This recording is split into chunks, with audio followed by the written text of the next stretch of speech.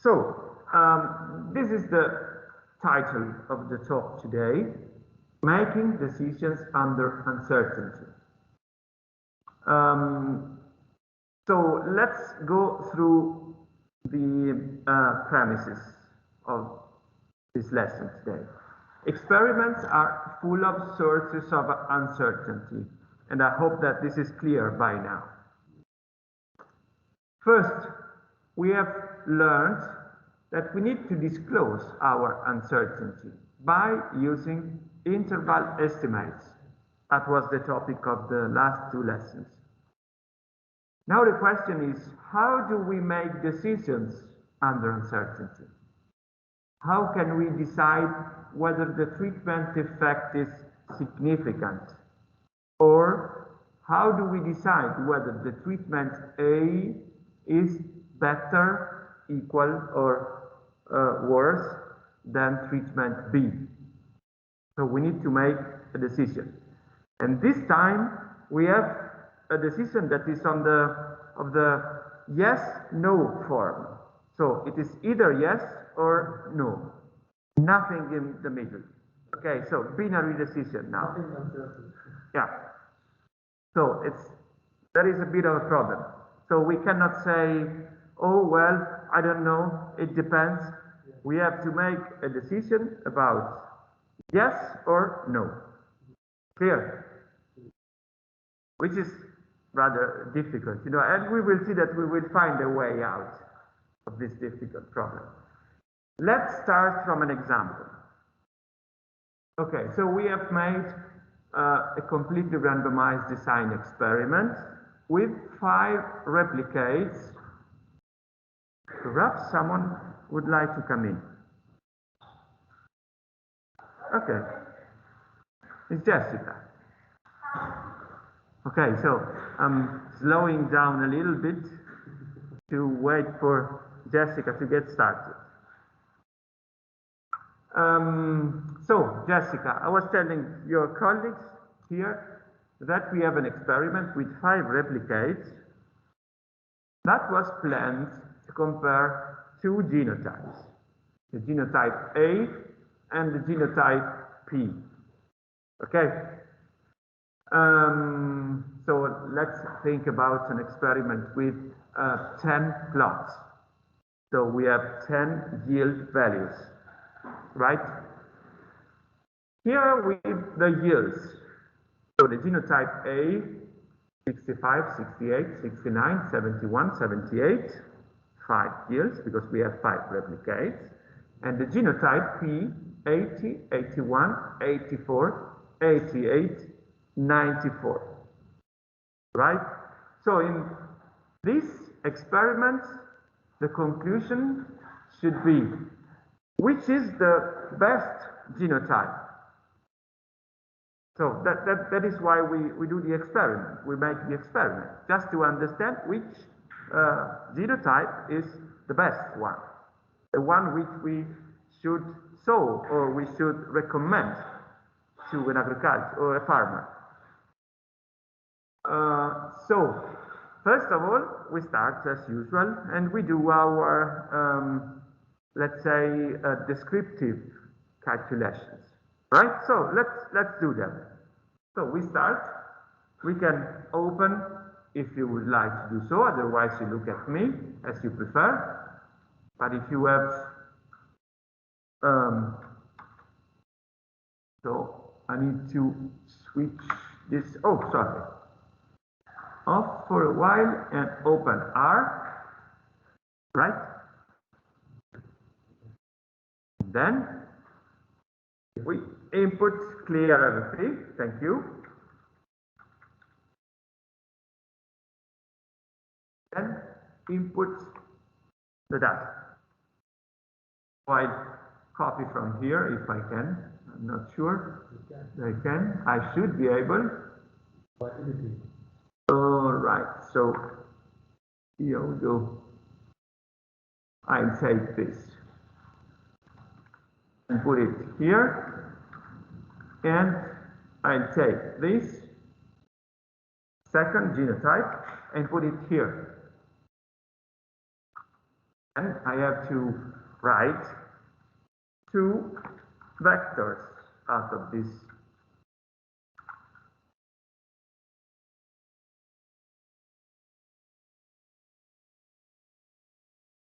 You see the function c, and again here we can do the same.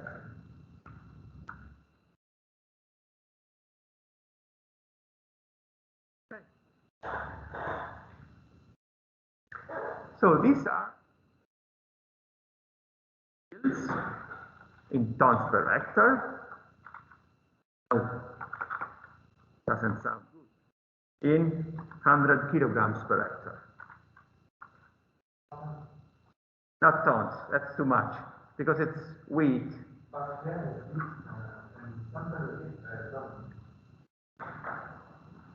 In the center, we give a ton.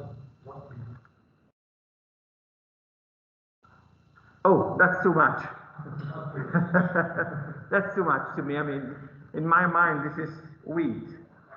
So I had some other idea when I wrote the slide.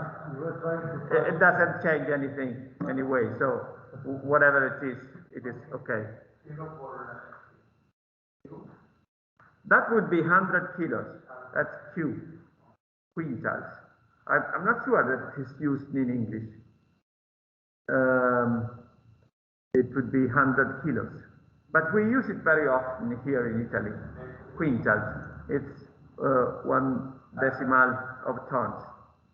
So 10 quintals is 1 ton. But nevertheless, it doesn't matter. Okay, these are values. Narrative. For 2 genotypes. Okay.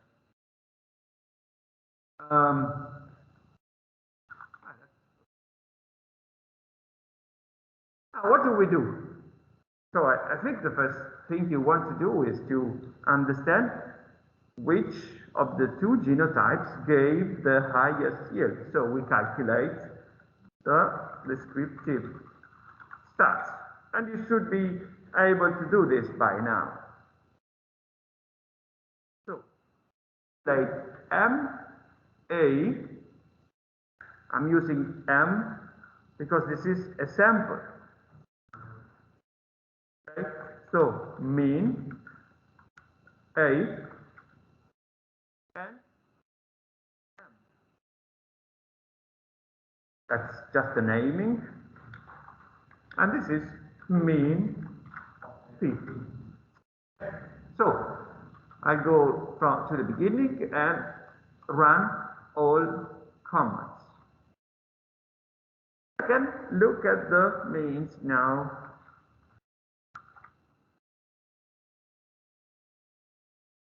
Okay. If I did not make any mistake, we see that the average yield for A was 70.2 and the average yield for P was 85.4. So it looks as if P is better than A. Okay, but that's our conclusion for the samples. Okay, now we have to look for conclusions about the population, because these are 2 samples taken from possibly 2 populations, but possibly. We don't know, because these could be 2 samples taken from the same population, but we don't know. Okay. Anyway, just let's assume that they are taken from 2 populations. What is the mean for the first population? Well, we are doing inference now. Inference, because we go from the sample to the population. Okay, so what is the mean for the first population? It is mu, me, A, that is equal to MA. Okay, because point estimate, we take the sample, look at its mean and say that the mean of the population is equal to the mean of the sample. We know that this is not true. It is a reasonable assumption that we can make, but it is not true. It is never true. Almost never. It is really almost impossible that this is true. So what do? We calculate the standard errors.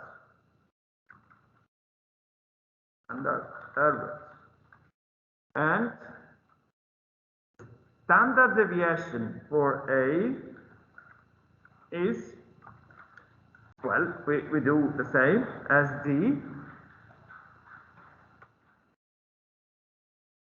And the standard deviation for P is as dP. So then we take the standard error A equal to the standard deviation of A divided by the square root of 5, because we have 5 replicates. And also calculate the standard error for P, that is equal to the standard deviation for P divided by the square root of 5, because we also have 5 replicates. Okay. So now we can build confidence intervals for the population means. Okay, so these are not standard intervals for the sample means, because we know the sample means exactly. But we do not know the population means. So we build our interval. Let's build very naive intervals so far. So we take mu A, we don't know mu A, we take MA and add and subtract twice the standard error of A, just twice. You know that this is just naive. Otherwise, we should have used the 97.5 percentile from a student's t-distribution. But we want to do this in a simple way now. So the mean for A goes from, let me run this. So it goes from, it is on average 70.2, but a more reasonable statement is that the mean for the A population goes as somewhere between 65.8 to 74.6. So this is our uncertainty about the population mean. And we do the same for P. So the mean of P, population mean, should be 85.4, but a more reasonable estimate is that it goes from taking twice the standard error for P and subtracting. Could do this the other way around. So, what to say that the population mean for P goes from 80 to 90, approximately. Okay? So what do we note? We note, first of all, that the confidence intervals do not overlap. You see, it goes from 65 to 74, and here we go from 80 to 90. So the confidence intervals do not overlap, which is a sign that probably the two population means are different. So we have sampled from two different populations. Okay, but you see, we here, by following this way, this path, we cannot take a decision. We see that approximately we can think that P is better than A, but we have no way to decide. Yet we have no method to take a decision. If my question is P, the mean of P, significantly higher than the mean of A, well, we cannot take a decision. It looks so, but we have no way to precisely decide. Okay, so let's follow another rule now. So here, if we look at the slides, we can repeat the process. We have 5 replicates for 2 genotypes. We calculate the descriptive statistics, mean, standard deviation, mean. So this is the mean for A, the mean for P with related standard deviations. Here you see that I have taken another descriptive statistics. That is the overall mean. Okay, we will use it in a second now. So this is another possibility. We take these 2 samples, we put them together, and we calculate mean and standard deviation. Let's do this. I go back to R.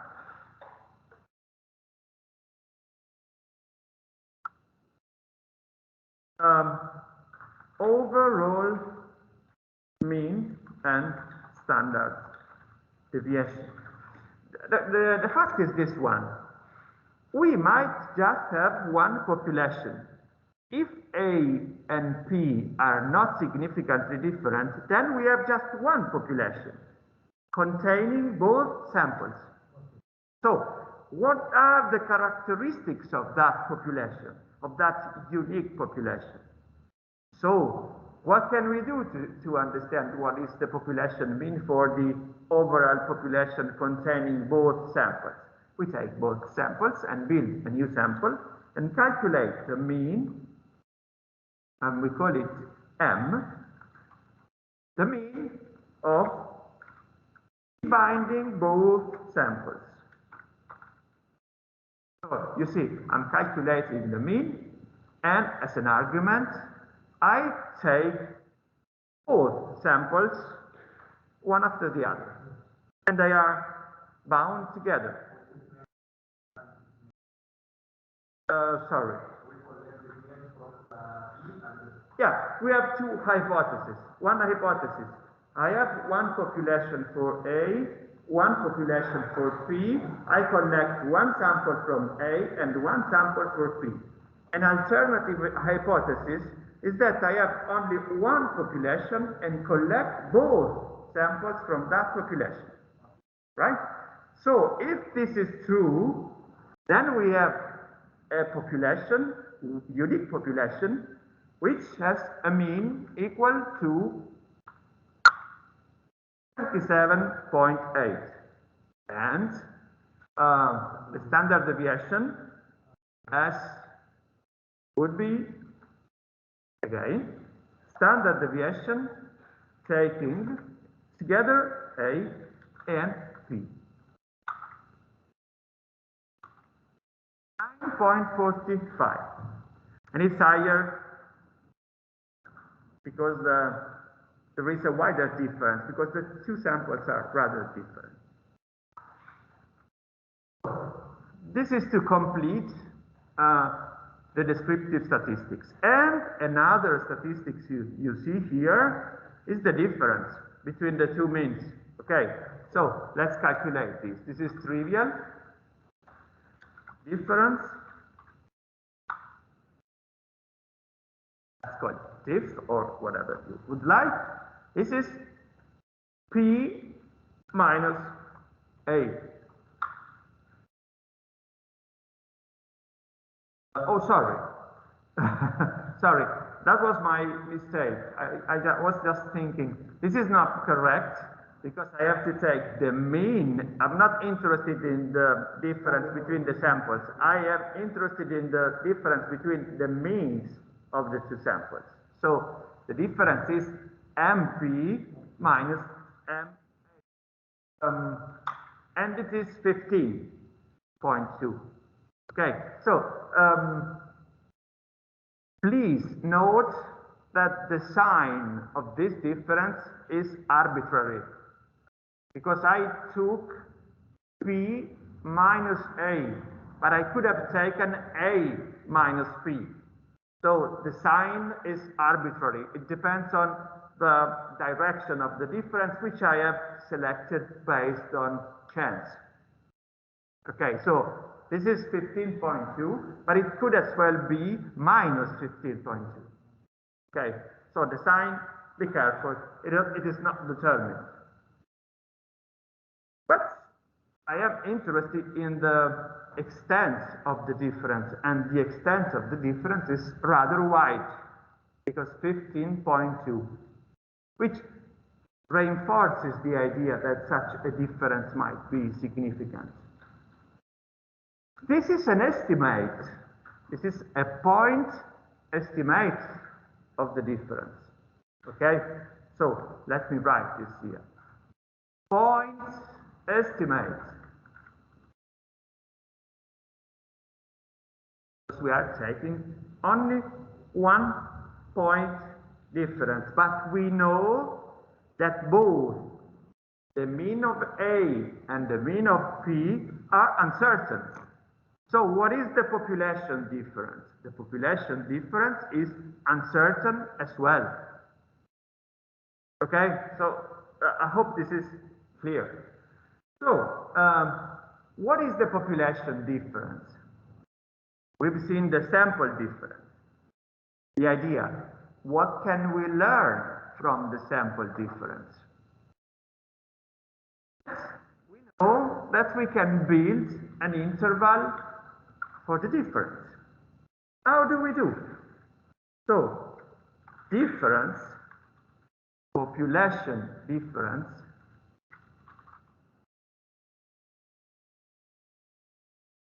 interval, estimate, we need to calculate,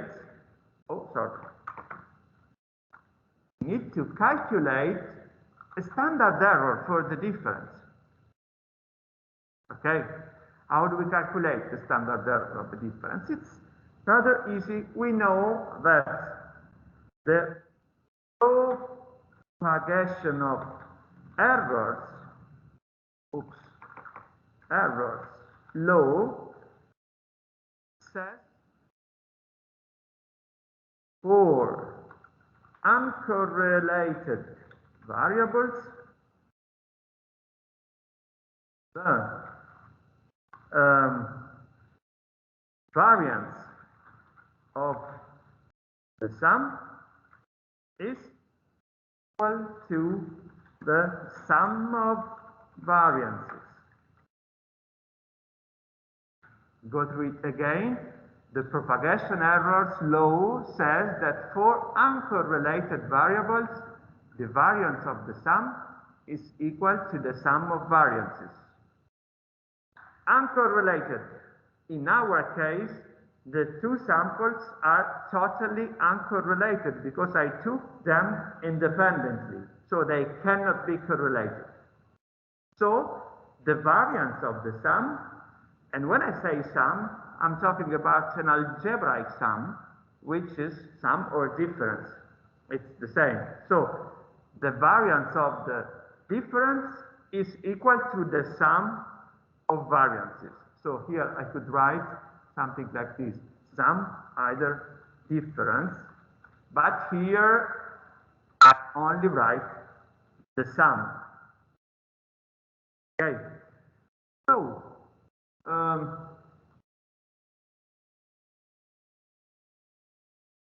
I have to sum the variances. Okay, so the variances for the mean are, take the standard error for A, rise it to the square. Why? Because I'm calculating the variance. I have the standard deviation, I raise it to power 2 and I get the variance.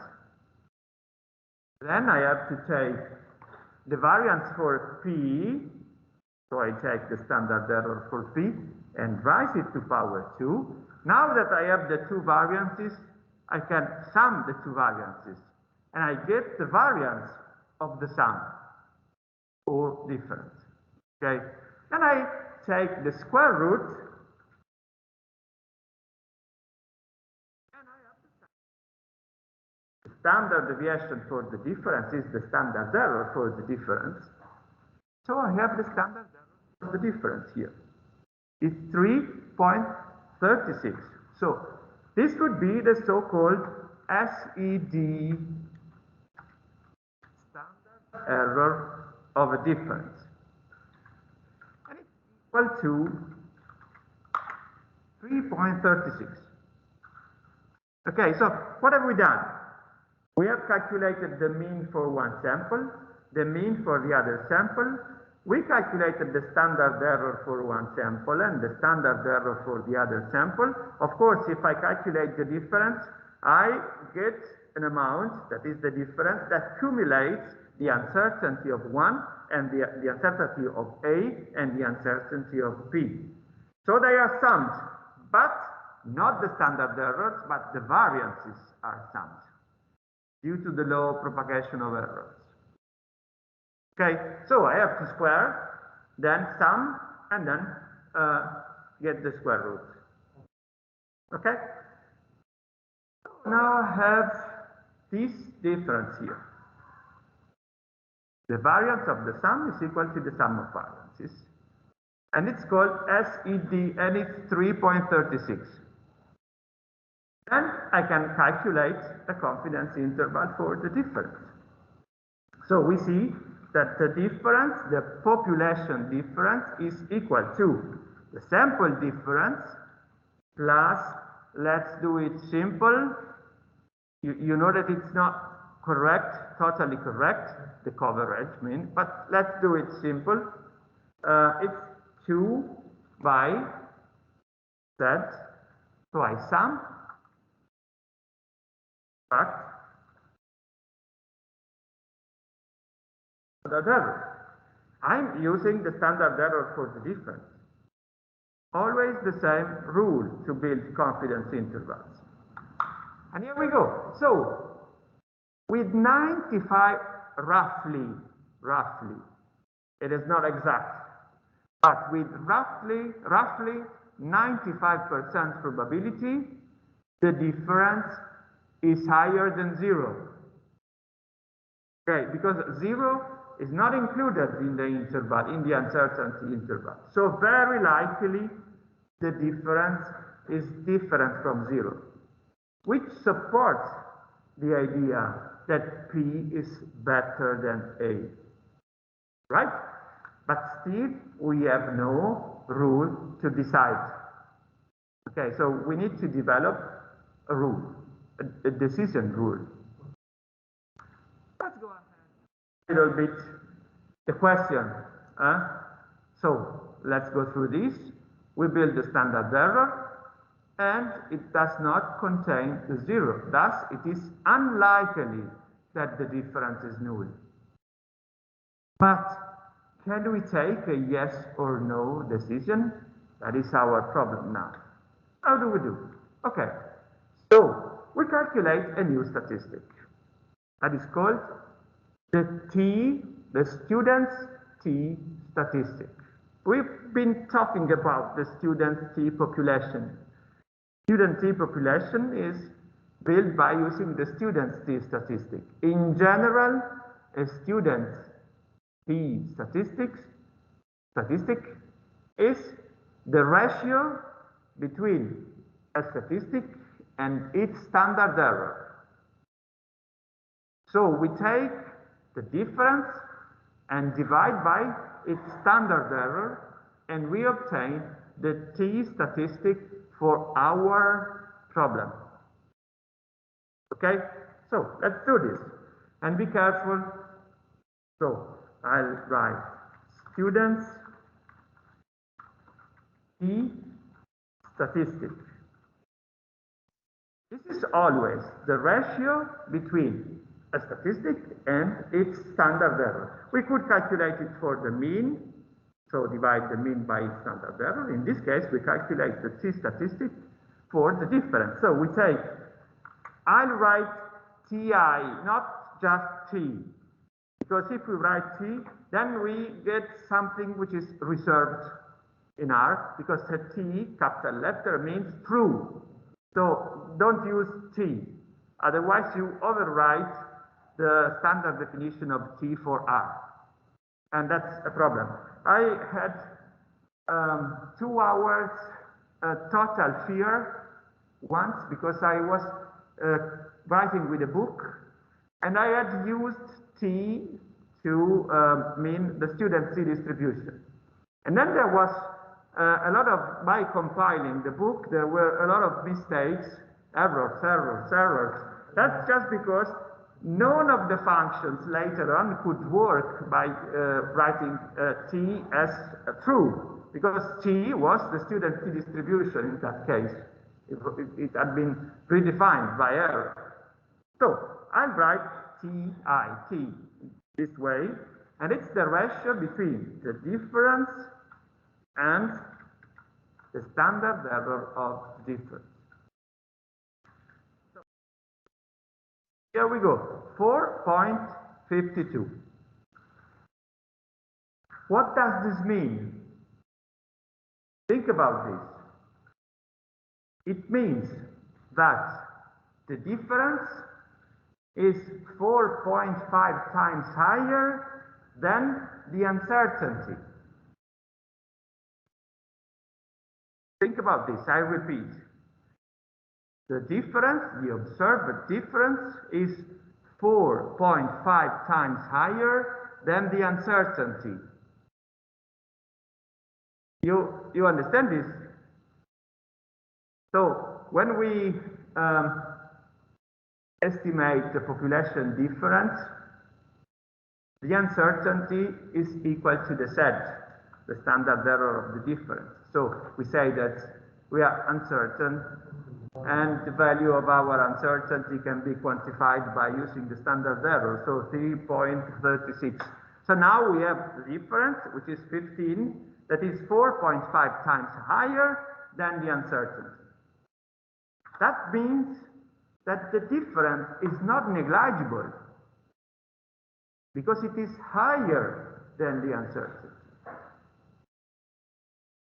Okay, so this is a good ratio, because it says how big is one statistic with respect to its uncertainty. It's like, you know, having a noise in the background. I can hear my music sounding if it is louder than the noise. Okay, so in this case, the uncertainty is sort of a noise, and the difference is sort of my music. Is it higher than the noise? Because if it is higher, then I can hear it. Otherwise, I don't, because it's confounded with the noise, with the background noise. Okay, so I can hear your voice if you speak louder than the other ones. Otherwise, I don't hear you. Right? Yeah. And this is the same. In order to hear you, the T statistics must be higher than 1. Otherwise, I don't hear the difference. I don't see it, because it's confounded in the background of random noise. Okay, so this was a brilliant idea. It is simple, but brilliant. I wanted to show you the picture, but I don't have it here, perhaps. I wanted to show you the picture of the student, Silly Gossett.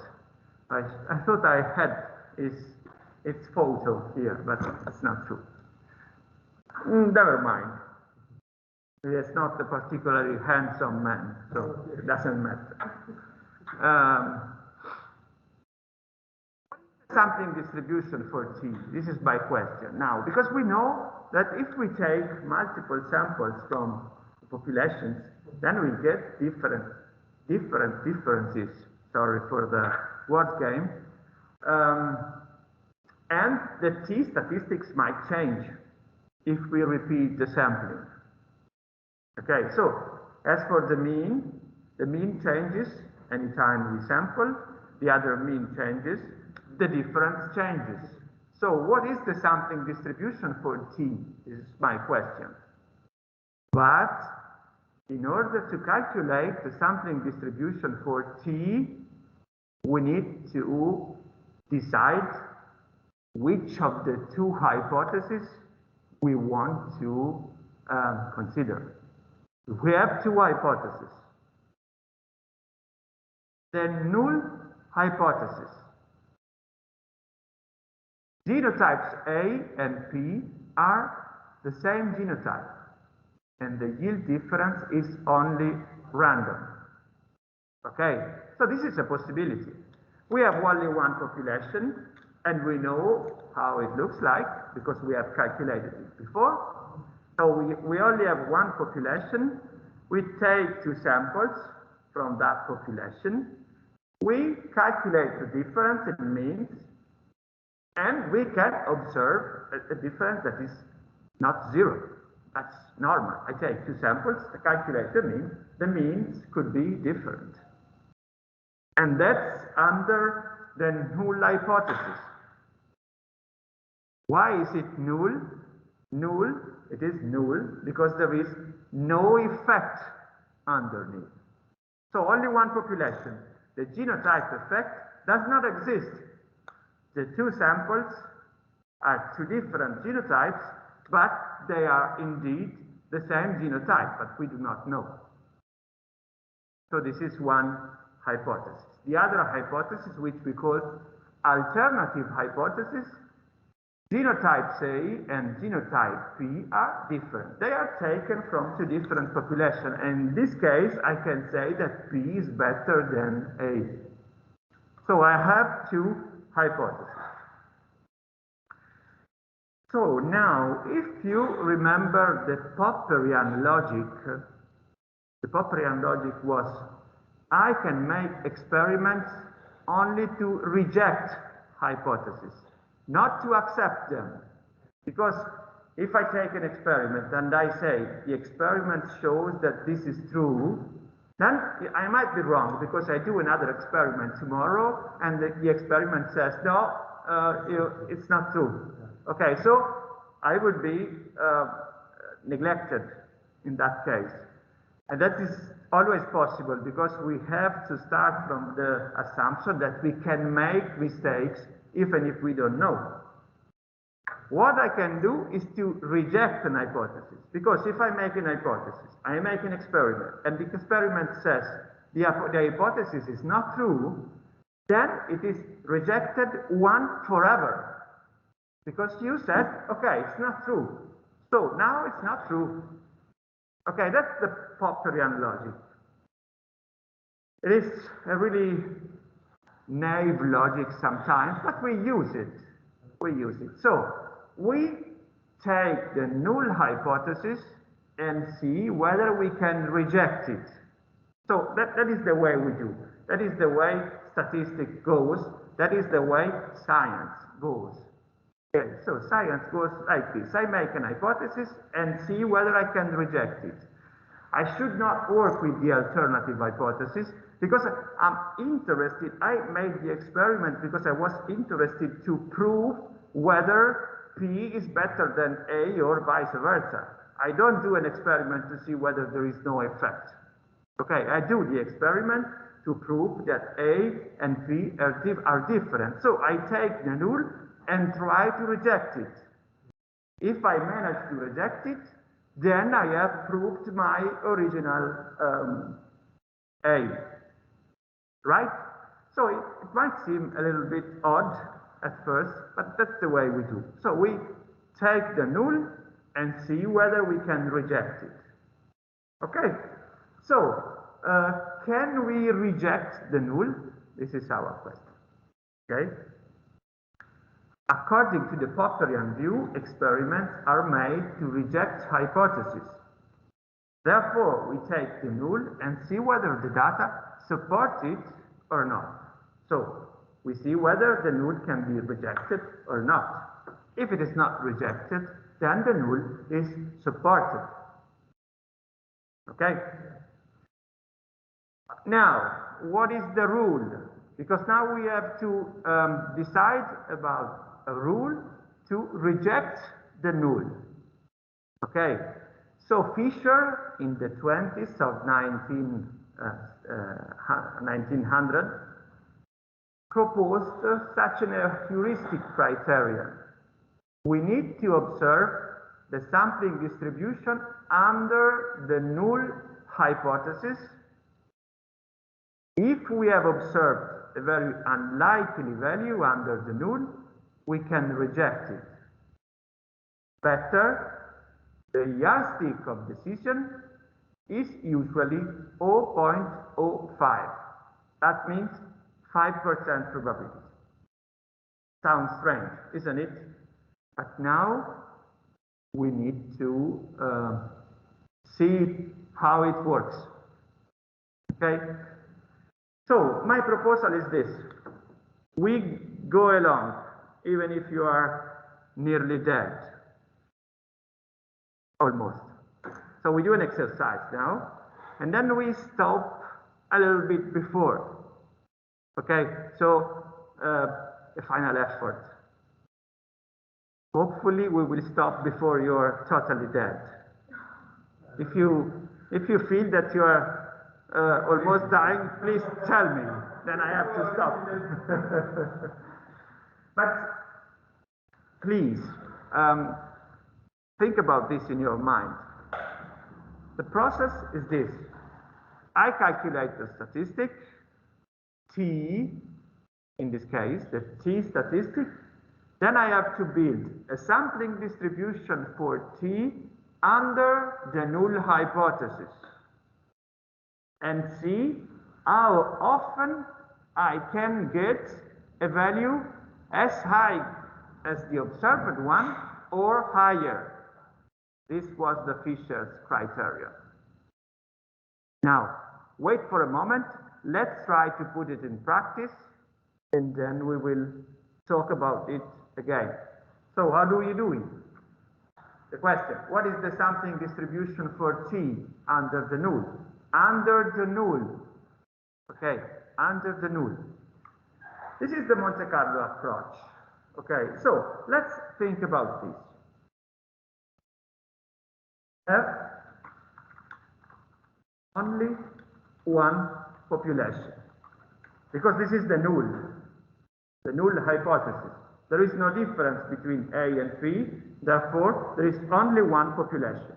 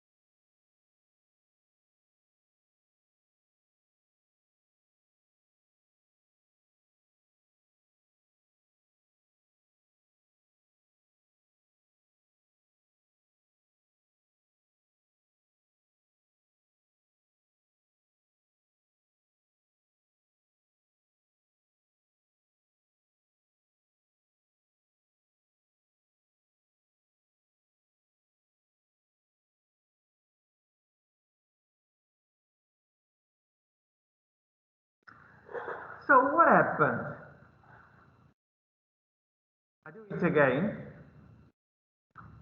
Let me see whether I was right here. Yes. I do it again. So we see that on average, the t value is 0. Of course, it must be 0 because it's only one population. So if we take 2 samples, the difference might be different from 0, but if we do this a lot of times, then positive errors and negative errors must compensate, and therefore, on average, the difference is 0. We could explain this as we did last time. The mean for A, on average, the observed mean for A, on average, must be equal to the population mean. And the mean for P, on average, must be equal to the population mean for P. Therefore, the difference must be 0. And the T statistic must be 0. Okay? So, but we can see that we got even 17. So sometimes we were unlucky because we took one sample very high, one sample very low, so that the difference was high. And likewise, the minimum is almost 17, which means that we can take from low values, high values, and then the difference is very high and negative. Okay, so now the question is this one. If we have not, you see, the code here is slightly different, but it doesn't matter. It's the same in principle. You can go through and look at that. Now we need to, this is a representation of what we observed. If we go through our sampling distribution, we will find something like this. So please remember that our t value, the observed t value, was 4.52. Let's go back to this. Our observed t value here was 4.52. So the likelihood that we obtain 4.52 or higher from this sampling distribution under the null, the idea, we can obtain also high and low values for t. What is the probability that we get a value as high as ours when the null is true? We can calculate this because we can go in and see between the vector results how often the result is higher than 4.52. It's not really 4.52, it's 4.521727. So let's write result higher than TI.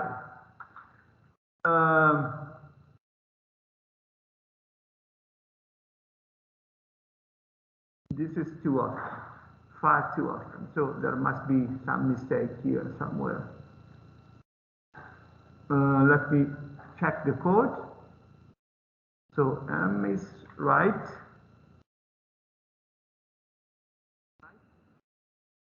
Okay. Sampling from this, calculating the mean. Let me look. This is okay. This is okay. Now calculate the difference. Difference is almost okay. So this is okay because we have square root. Okay, 34.7. Then here we have the square root. 0.99. So we have the square. And it's okay, therefore the set. Okay. Sorry? Oh, you didn't, so I have to check this myself. Okay. This seems to be okay. Anyway, so it would be 7, 2 result, higher result. I'm selecting values here, and I'm selecting those who are higher than my, let me see, SD sample, that's okay, that's okay. SD sample 1, SD sample 1, it's okay. Mean, the difference is okay. Mean sample 1 minus mean sample 2, and then divided by set.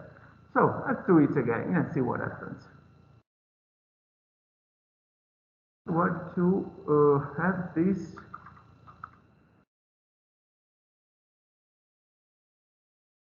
okay. Here. Now let me see results. Result. Is it singular? Yes. Okay. So result is higher than PI divided by 100,000. So I get this one. Let me see the length. Okay, otherwise it doesn't turn. I'll show you, I'll explain it. But first, I want to make sure that it looks good. So it's a bit higher than this one here. Okay, so we have the student. So I had the picture. Look at this. Okay, so it is 0.0019. It's a bit higher in this simulation, but it doesn't matter anyway. So we have the 8 per, I'm not sure why it is so high in this case. It shouldn't be that high. It should be lower. Let me check everything from the beginning. But anyway, it can happen like this. So S9, we should take T from, all right, looks good.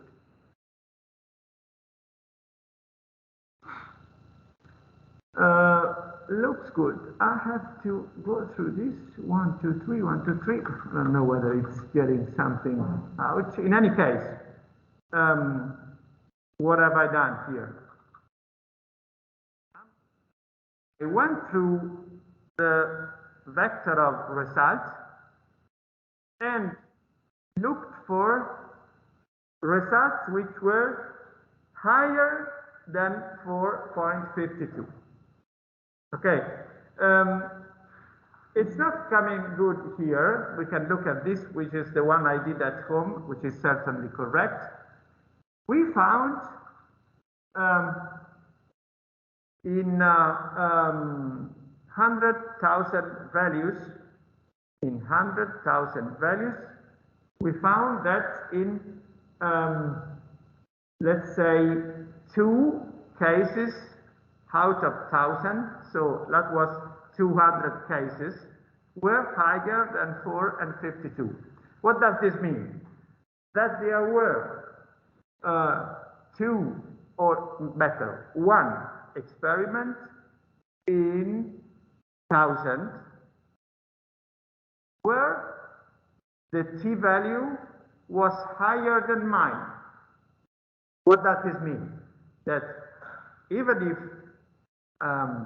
the null is true, there is 1 case out of 1,000, there was 1 case out of 1,000 where I got a t-value very high, higher than mine. Okay, so what does this mean? That my value is compatible with the null in 1 case out of 1,000. Okay, here in my simulation was 8 cases out of 100, which is a bit too much. So there must be some mistake in my simulation, but I go through now and check it. But before, I want to conclude my topic here. So we have to think that the difference is not unique, because we should also look at the values which are lower than minus 4.5, because they are as well possible.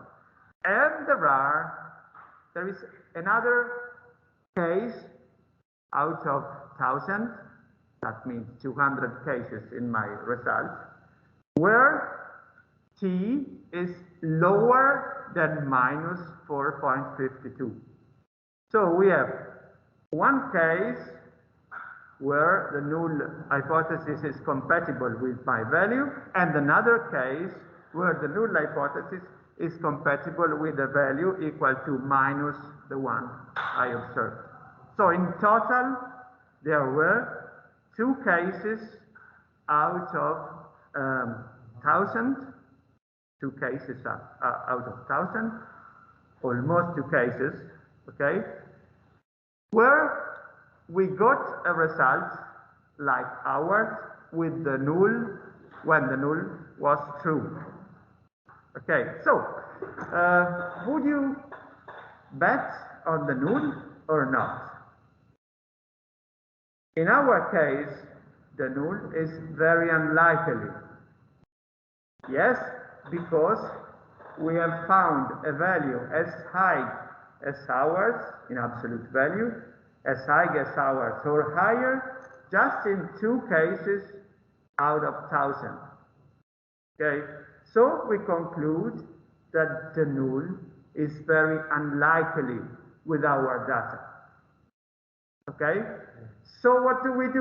We have a yardstick, 5%, 0.05, 5%. We are at 2 per mil, per 1,000. So whenever our probability is lower than 5%, we reject the null.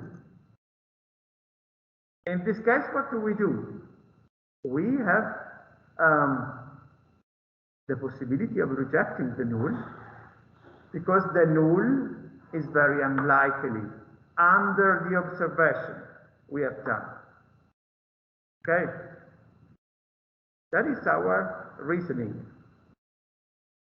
I see by your face that it's all but clear. Never mind, take your time. It takes a while. We need to talk about this again today for the final 10 minutes, 15 minutes. And then we need to do exercises tomorrow about this. But the reasoning is this one. Take a statistic, like we did. The statistic is t.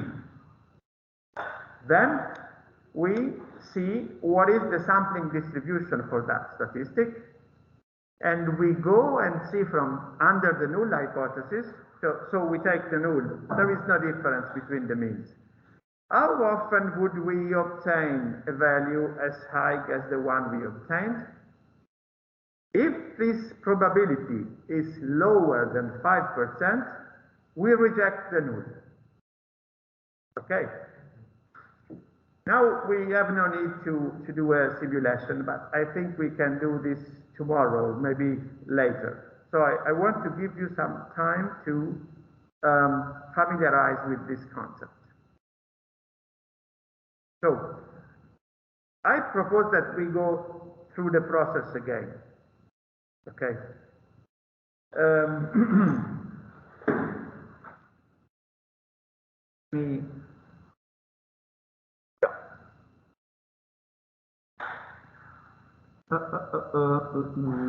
Okay, so I just want to check here what happens. I think I did it right, so I think that's unlucky, or perhaps this is really... Okay, so let's go through this process here. So we are now, first of all, let's start from the beginning. We took 2 samples. Okay? So we calculated the mean for the first sample and for the second. And the two means were 70 and 85 approximately. Okay. But we know that the population differences are not exactly these values. So we built an interval for both means. The first mean, we observed 70.2, but could go from the population mean, could go from 65 to 74 approximately. So we don't know the exact value of the population mean. We know the exact value for the sample mean, but we do not know the exact value for the population mean. So our conclusion was that the population mean should be somewhere between 75.8 and 65.8, sorry, and 74.6 roughly. Okay, so this is our uncertainty interval for the first mean. And for the second mean, another uncertainty interval going from 80.2.3 to 90.5. Okay, so we have two uncertainty intervals. Then we looked at the difference. I want to put this up here. It's more logic. So we looked at the difference between the two samples. 15.2. Question: what is the population difference? We don't know. So we built an interval around the sample difference. And the interval was built by taking the standard error for the difference that was obtained as the square root of the squared standard error for the two means. Okay. And here we go. So the difference is, what the observed difference for the sample was 15, but we know that the population difference should be somewhere between 8.5 and 21.9. Okay, so this is our uncertainty about the difference. Now we wanted to take a decision. Is P higher than A? And we wanted to answer yes or no. So what did we do? We calculate another statistic that was the student's t-statistic. So in our part, here we go. The student's t-statistic was the ratio between the difference and the standard error. 4.52 approximately. Okay? So that was the ratio. Now my question for you. If the null hypothesis is true, what is the most likely value of t if the null hypothesis is true? Remember, the null hypothesis is that the two samples are taken from the same population. So what is the most likely value for t?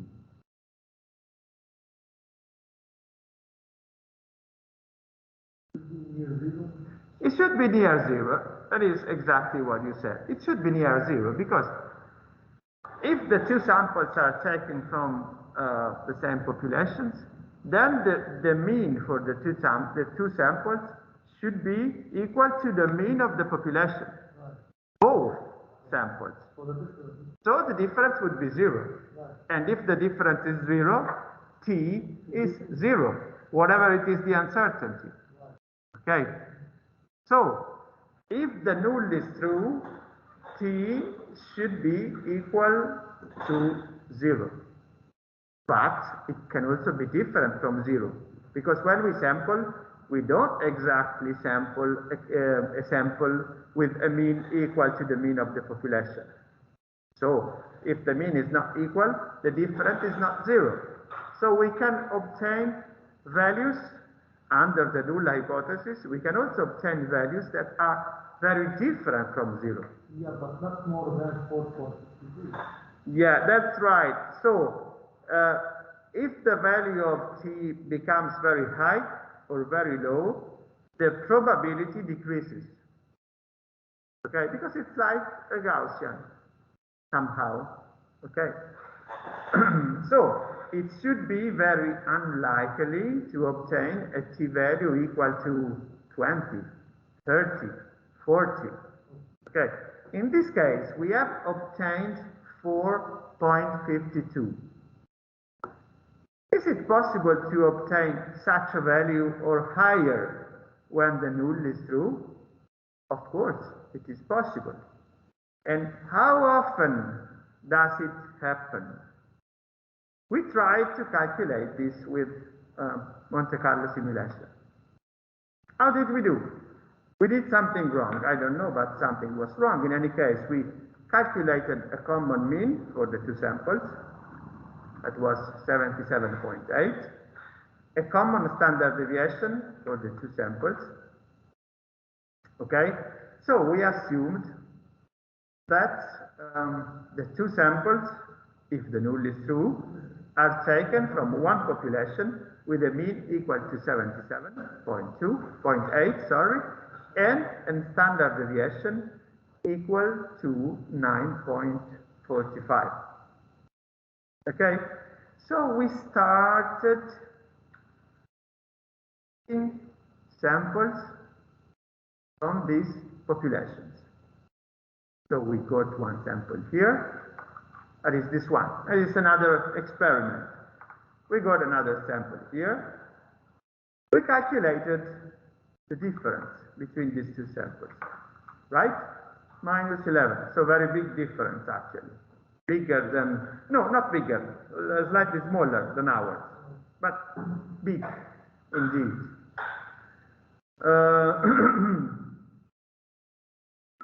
Replace here with 77.8.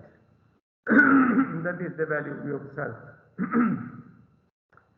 And then we observed this standard deviation here. So I will replace with the standard deviation so that it's clearer what we are taking. Sorry. Then I'm copying this here. Okay. So, taking two samples from the same population. And then I calculated the difference between the means. So, at the seat, take one sample, take another sample, calculate the difference. And the difference is, in this case, it is very small. Okay, it's normal, you know. Can we do it again? Yes, we do it again. And then the difference is, it is a bit higher. You know, every time a difference. Okay, so I can every time calculate. I'll do this more transparently so that if I have mistakes, I can correct it. This would be SA for the sample 1. What is that? A deviation of sample 1 and divided by the square root of 5. Then I put parentheses here. And no, I don't need that. Let's do this way. We calculate the standard error for the third sample. It is clear. Then I calculate the standard error for the second sample. Here, taking this one. Okay. So, first sample and second sample, right? Then I calculate the standard error of the difference. How do we do that? We take the standard error for the first sample, square it, take the standard error for the second sample, square it, we sum and calculate the square root.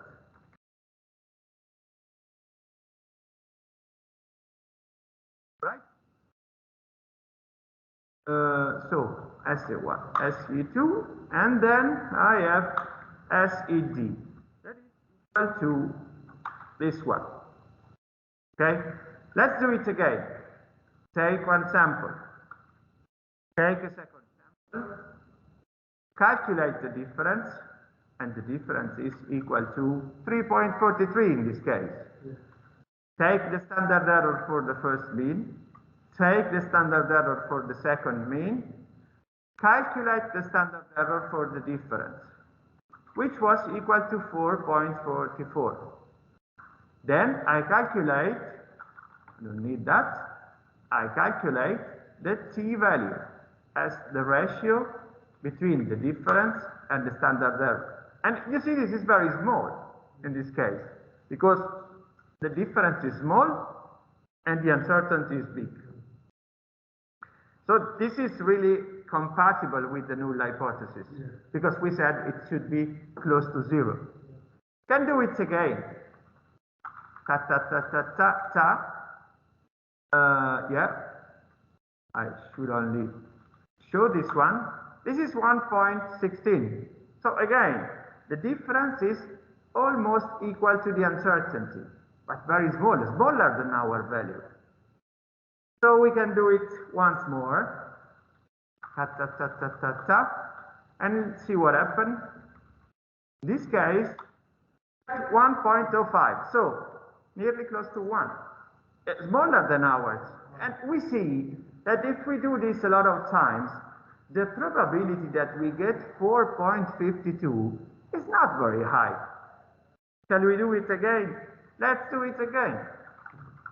Huh? What will happen?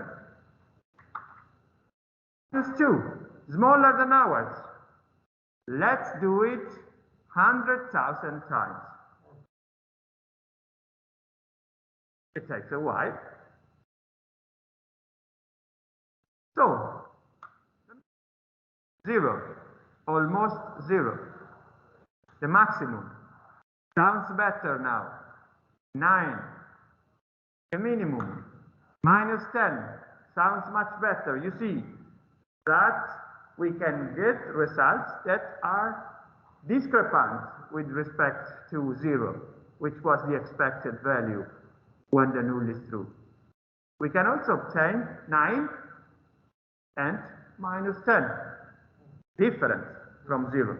Okay, so now this is the whole vector of t values. How many of these values are higher than 4? Let's write 4.52. We can do this by indexing. Okay, so I'm taking, look at here, I'm building.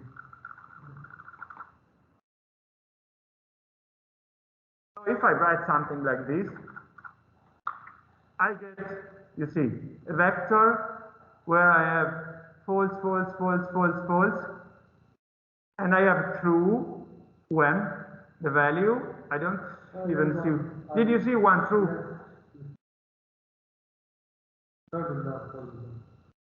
Here? No, but still go down a little bit. Yeah, and this is it. Here we go. Here, this one here.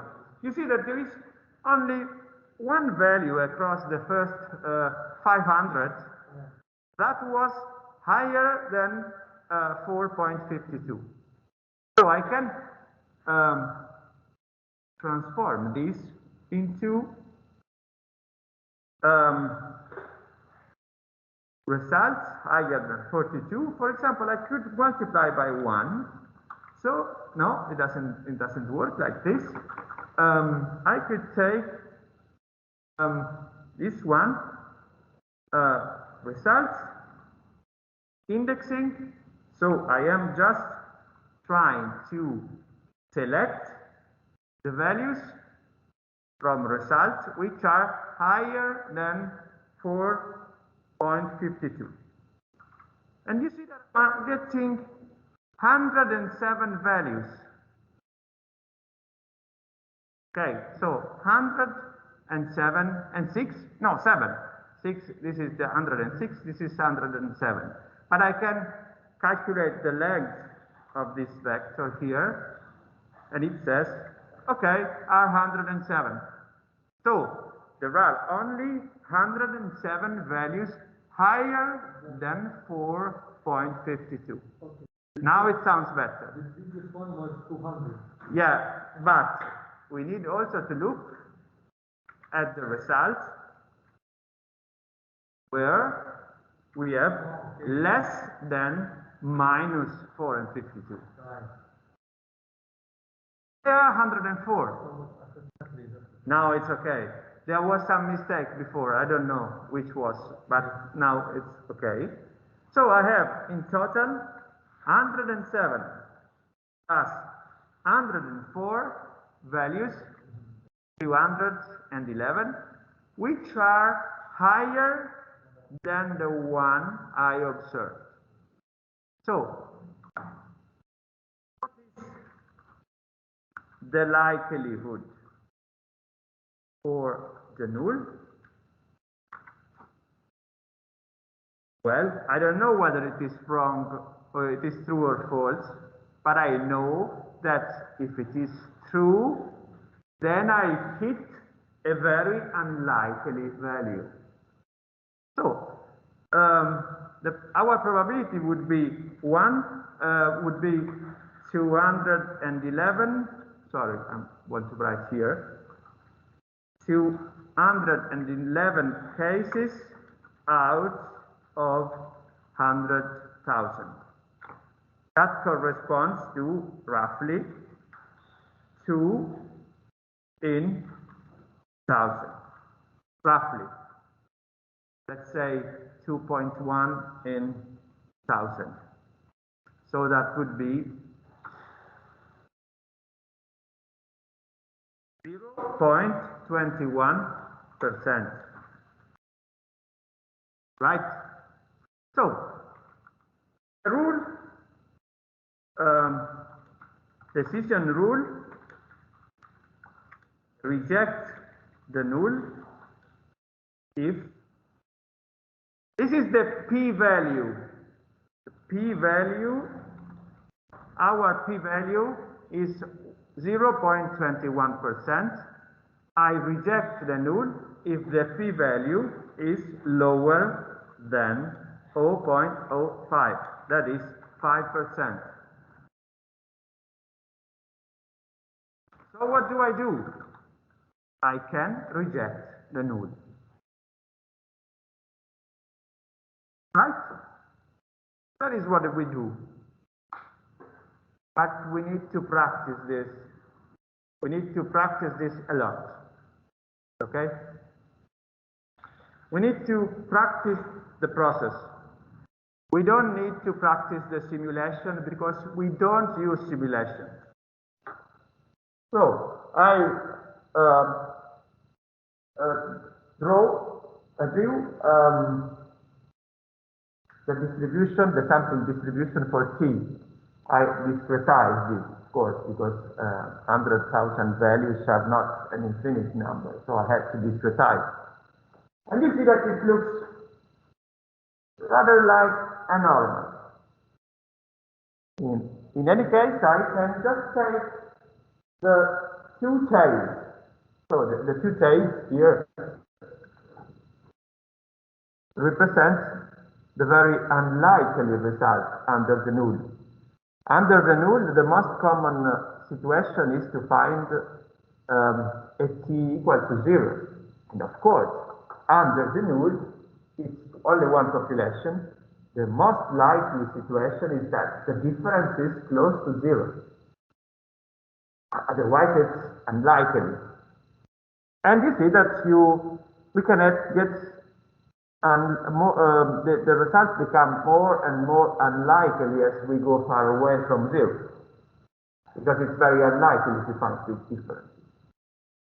I have observed a t-value of 4.52, if you remember. We go back here and see that our t-value is minus 52, 4.52. Of course, minus, but it could as well be plus. You know, it depends on the direction of the differences. So So I have to consider both. Now,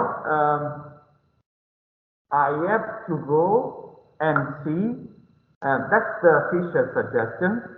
I have to go into the sampling distribution and see how many values I have which are lower than minus 4.52 and higher than 4.52. So I'm considering all the extreme values which are as extreme as ours or more extreme. So I have to take all the range, both sides, below 4.52 and above 4.52. So I'm considering also the more extreme results. If I do so, I can easily discover that there is one chance in 1,000 that being the null true, I can obtain such a low value or lower, and there is one chance in 1,000 that I obtain 4.52 or higher. So the value I observed is very unlikely if the null is true. How unlikely? Around 2 chances per 1,000. Because one is here in this tail, this lower tail, and another one is here in the upper tail. So that was a Monte Carlo simulation. So I have really drawn couples of samples, and I built an empirical distribution function.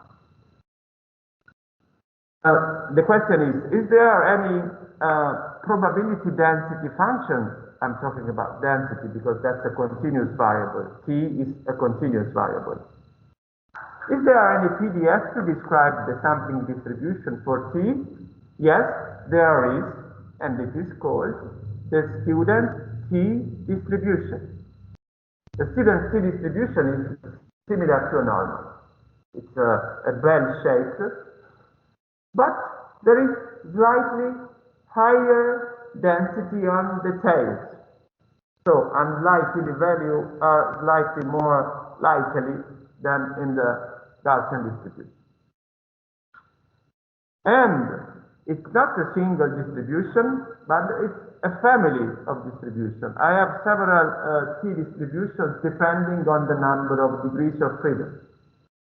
So what I want to show you is here. The bars indicate my empirical distribution, which I built by using the Monte Carlo simulation. The blue line shows the Gauss curve. The Gauss curve, you see, it's a good approximation, slightly good. But if you look at this, in the tail here, the Gaussian distribution is too low with respect to the data. And here it is too high. Right? If I take the student T distribution, that is the red line, I see that it fits perfectly. So the T distribution has, you see, higher tails. There is some more density in the tails with respect to the Gaussian. Therefore, I can make my inference by using the T distribution. And if I look at the T distribution, I might like to understand what is the probability of sampling from the T distribution. I go back to this. So just assume that the shape are the T distribution. I have to calculate the probability of sampling values as big as mine or bigger, as lower as minus the value I observed or lower. So if we go do this, T-statistic observe this value here. Now I go and look at the students' distribution. It's valid under the null. This is the idea. So the T distribution is built for the case when the null hypothesis is true. Otherwise it is invalid. It is only valid if the null hypothesis is true. So what is the probability of finding 4? So I'm calculating the probability by using the PT, so the cumulative probability, and I want to know the cumulative probability of obtaining values equal to my value or upper, so lower tail equals false. Because I want to know, you see, look at this slide here. I want to know how likely is 4.52 or higher. So it's lower tail equals false. That's one way. There are other ways to do the same operation. And I have to tell R that I have 8 degrees of freedom. Why 8? Because I have 2 samples with 5 individuals each. So in the first sample I have 5 individuals and therefore 4 degrees of freedom. That is 5 minus 1. In the second sample I have 5 individuals and 4 degrees of freedom. Therefore I have in total 4 plus 4 equal 8 degrees of freedom. So I have to use the T distribution with 8 degrees of freedom. In this distribution, such likelihood is roughly 1 in, I made a mistake before because I wrote here, I forgot a 0 here indeed. Sorry about this. Oh, no, that's okay, 2 zeros, that's okay, yeah, sorry. This is almost 1 in 1,000, it is slightly lower, but just slightly. It's approximately the same. And now I have to take the individuals lower than minus 4.52. So I go and I calculate. I simply put minus here and remove this. And it is, of course, the same amount because the distribution is totally symmetric, like the norm.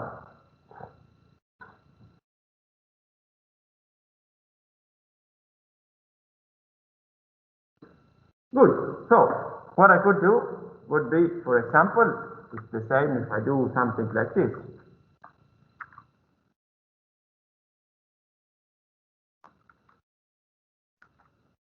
Okay, so that's the same.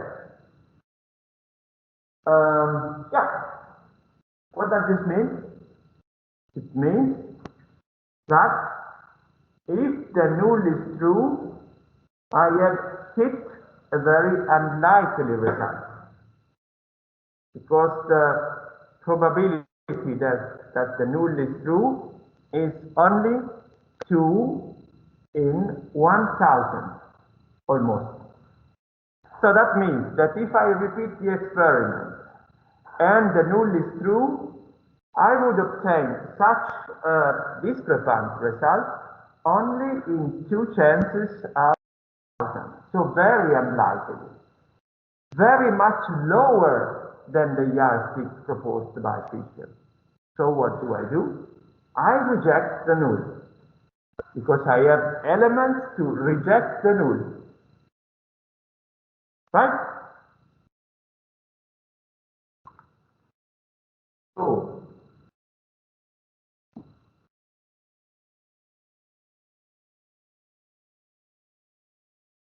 So, I do hope that it's clear.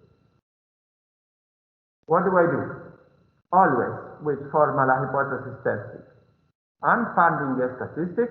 I find a statistic, an appropriate statistic. In this case, it is T.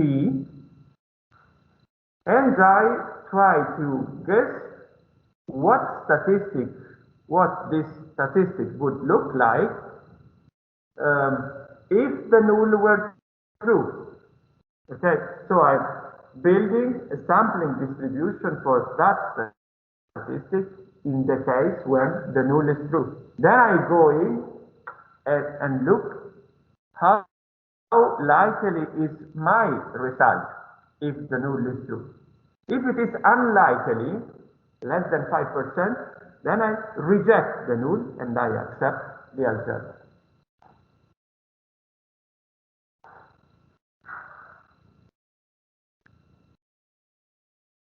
Now, the question is comparing two sample means with R.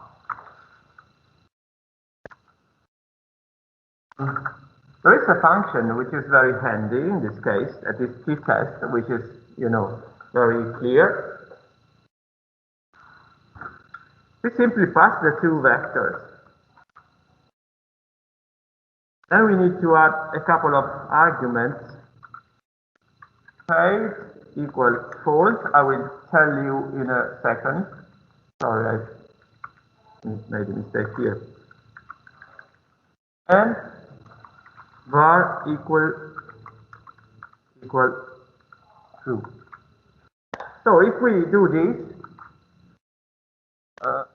sorry, again a mistake here. You see that we get exactly the same p-value as before. Here.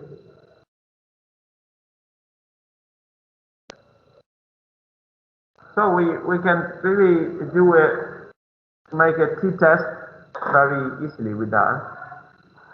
And we get the p-value. What is this p-value? It is the probability that our observation can arise when the null is true. So if the null is true, I have observed a very unlikely result, very little light. So is it the null true or false? I can answer yes or no by using a decisional yardstick. The yardstick is 0.05. Clearly, this is much lower. And therefore, I can reject the null. That's really straightforward. And it is giving us a lot of other information here. For example, the t-value, the one we observed before, the number of degrees of freedom. It's giving us a confidence interval for the difference, and it's giving us the two means. So all the information we need about the sample. Now,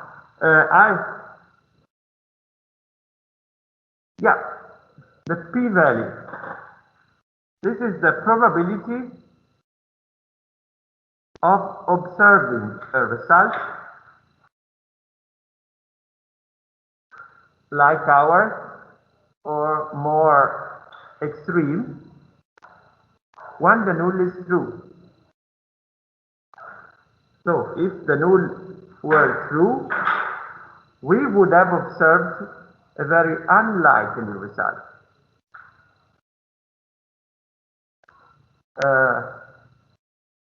How unlikely is it? Well, you see the p-value. That means that if the null is true, getting a t-value equal to minus 4.5 or lower and equal to 4.5 or higher, this would happen roughly 2 times in 1,000 experiments, repeated experiments.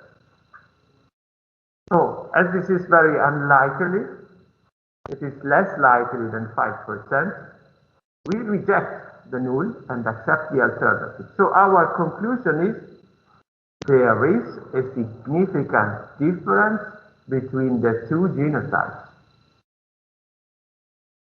So you see that the language is always, not so neat. Significant difference. Because we can never be sure about the difference, because the result is unlikely, but not impossible. It is unlikely, so it could be that the null is true. It is very unlikely, but not impossible. Is it okay, Valeria? Thanks for your question. Yeah, I just wanted to tell you a few more things. In our calculations before, we have assumed that the null is made of the same population for the 2 genotypes. The same population means that the variances of the 2 genotypes must be close to each other. That means var equal is true.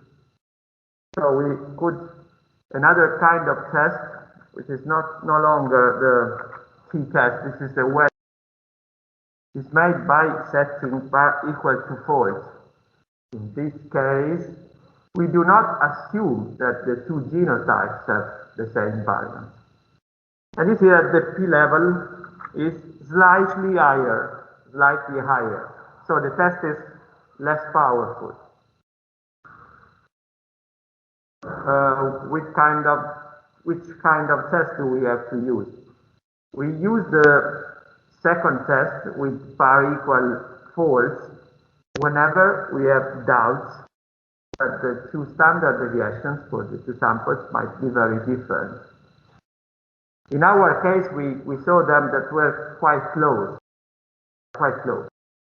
But in other cases, they are not so close, so we do not assume that the 2 samples, the 2 populations where we sampled from have the same variance.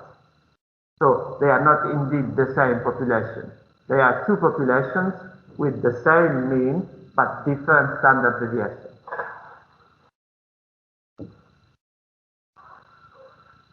Well, paired means something different. In some cases, we made a couple of observations in the same unit. For example, if we take 5 animals and give them a medicine and measure their, let's say, blood pressure before taking the medicine and after taking the medicine, so we have 2 measurements per subject. In that case, this would be a paired t-test. So we should use pairs equal true.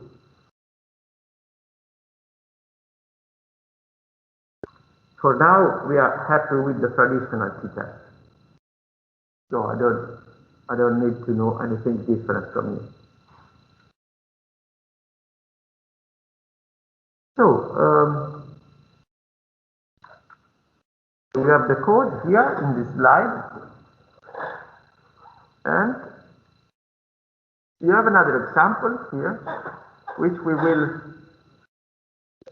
do very briefly, because it's the very same principle.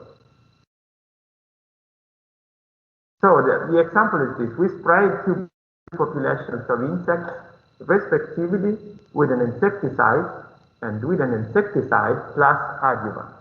The adjuvant is a substance which improves the activity of an insecticide. So what we should expect is that the insecticide kills more insects when it is mixed with the adjuvant. Right? So with the insecticide, we counted 56 deaths on 75 treated insects.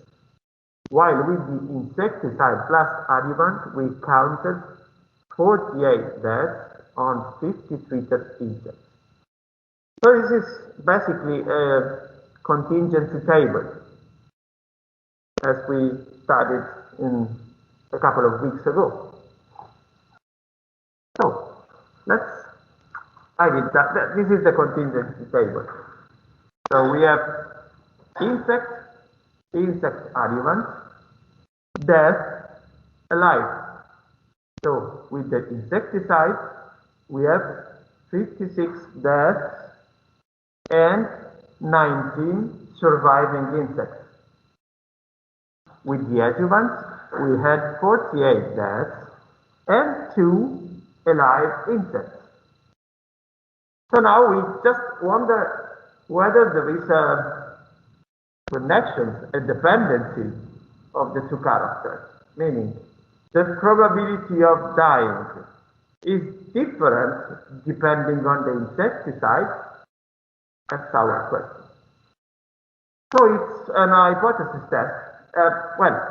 We spoke about the chi-square test before to describe a population.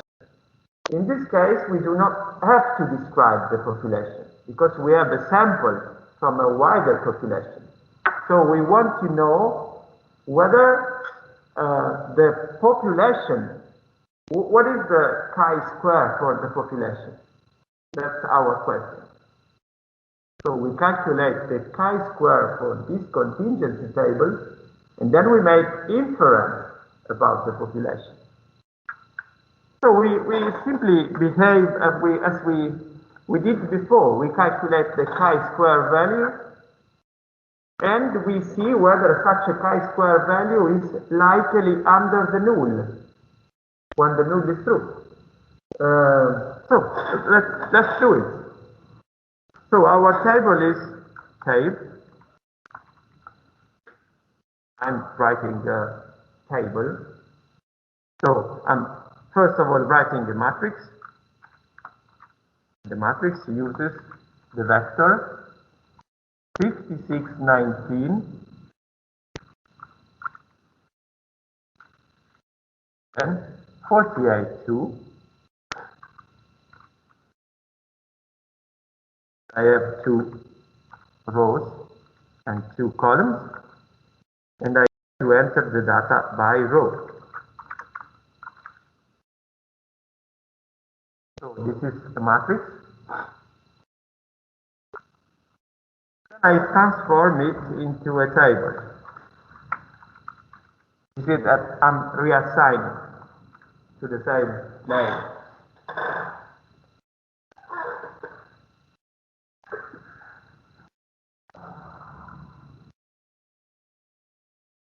So this is what we have done before.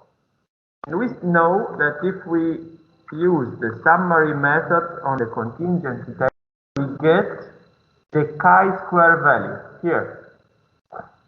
So we have already said that this chi-square value is not likely when the null is true. I mean, when there is independence, because it should be 0 with independence. If it is 9, it means that there is some independence. Also for this case, we can calculate by using the chi-square statistic, the chi-square distribution function, the chi-square density function. We can calculate what is the p-value of such a chi-square value. So, if the null is true, how likely can we find 9.76? And we see that the likelihood is very low. It is roughly 1.8 per thousand, much lower than 5%. Much lower. And therefore, we reject the null. We simply reject the null and accept the alternative. So, the two traits are not independent. They are dependent, meaning the probability of dying for an insect depends on the use of the adjuvant.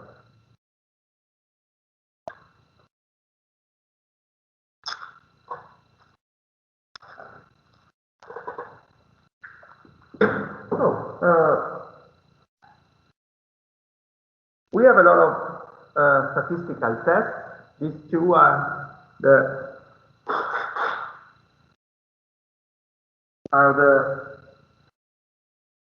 most widespread ones.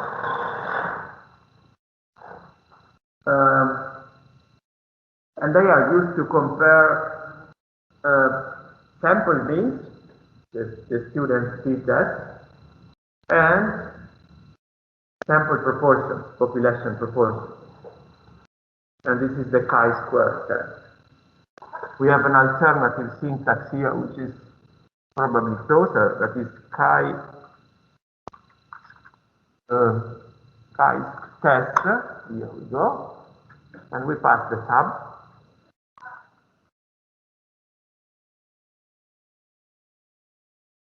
And if I want to obtain the very same results as above, I should add correct equal false, but you'd better not enter this. That is the so-called continuity correction. Whenever the number of individuals is low. In this case, it is not low, so it's okay also not to correct. But normally, the correction is done by default. Well, you see exactly the same result here in terms of p-value and of course in terms of chi-square value. That's it.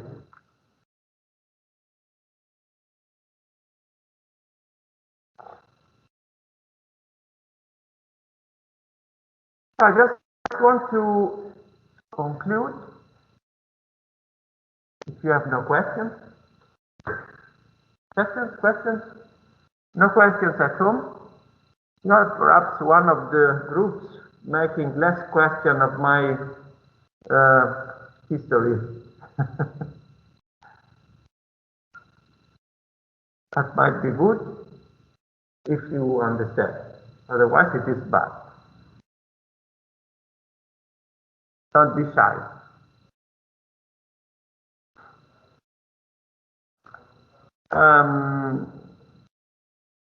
So, I want to say a few things about the error rate. So, the fact is that when the observed p-value is lower than 0.05, we reject the null. This is our heuristic.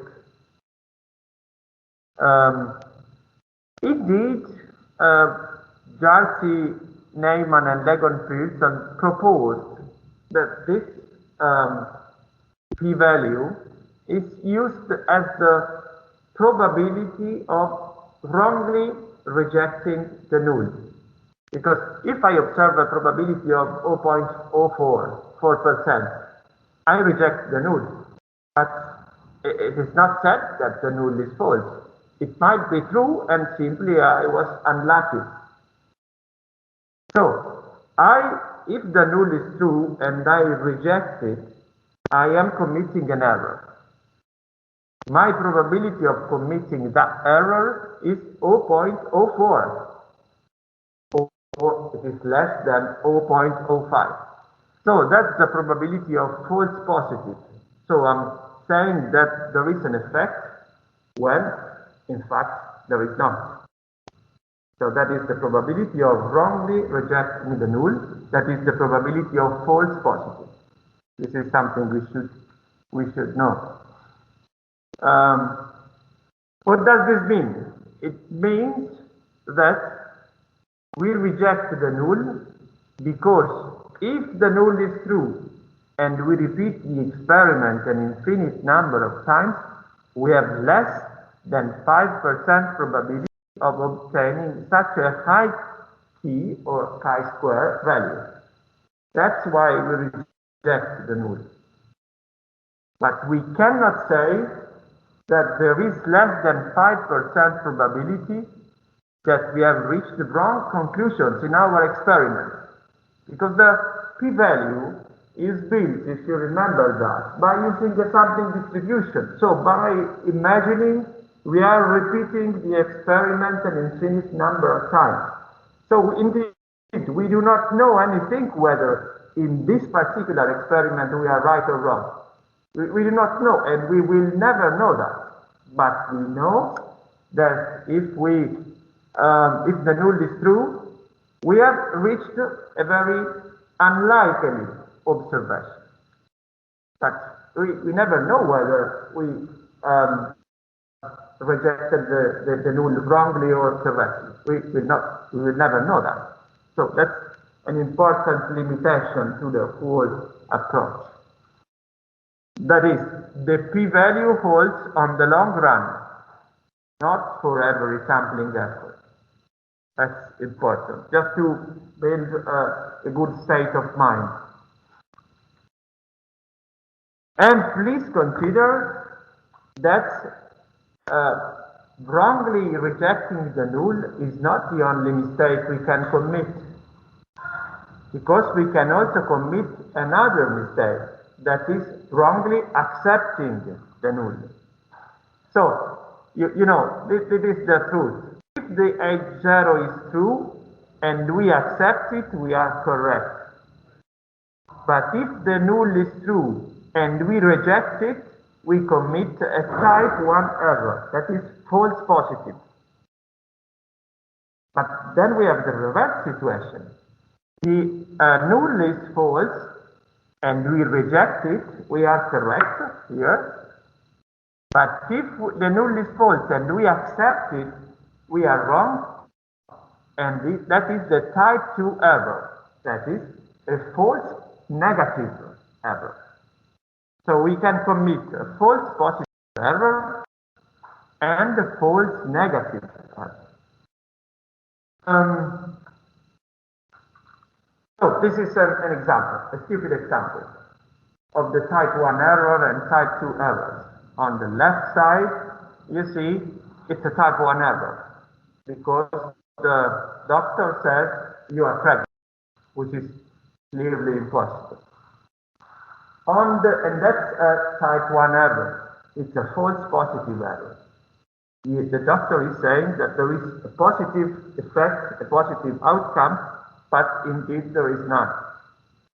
On the right side, the doctor says you're not pregnant to a lady which is clearly pregnant.